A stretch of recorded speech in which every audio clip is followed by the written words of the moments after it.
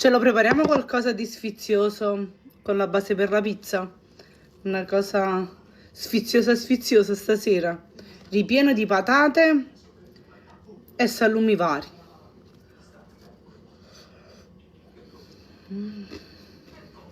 Prepariamoli insieme. Ho avuto un aiutante in questo video. Andiamo? Andiamo.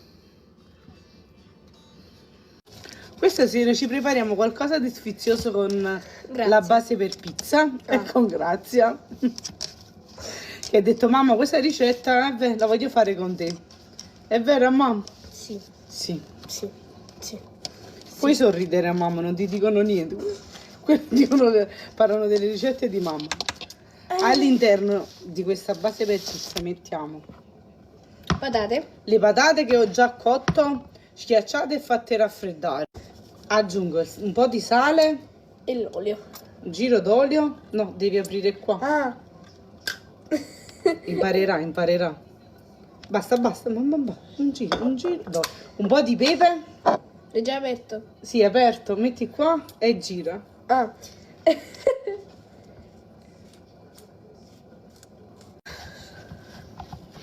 Mescoliamo il tutto. Così, poi prendiamo la nostra base per pizza. Cioè, mi raccomando, è la terza volta che lo diciamo in questo video, però ricordate che è per pizza. Se non è per pizza non va bene. Questo qua lo dobbiamo mettere qua. Vai, grazie. No, mi raccomando, non qua sopra, da specificare. Da. Momento danno un sacco di tempo.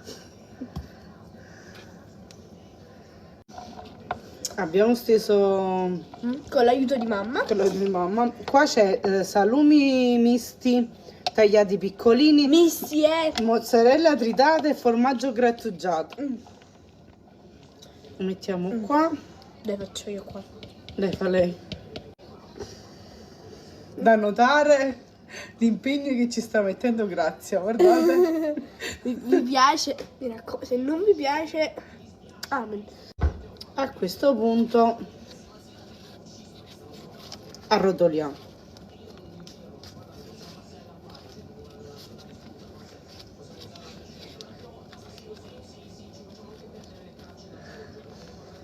Fatto? Piano piano, mamma. Ecco qua, dopo che l'abbiamo arrotolato. No, taglio io, mamma. Te pare io. E vabbè. Lasciamo stare. Ci sono cose che non ancora puoi fare. Tipo? Tagliare. Prendiamo una teglia con carta da forno. Dopo che l'abbiamo tagliato, lo schiacciamo così sulle mani e lo mettiamo qua. Una spruzzata d'olio, accendiamo il forno 180 gradi ventilato. Mi raccomando, 180 gradi ventilato, né uno in meno né uno in più. In forno E non fatelo caldo. e torno subito. Non vi muovete che torno Capito? subito. 20-25 minuti e sono pronti. Provateli, sono troppo saporiti.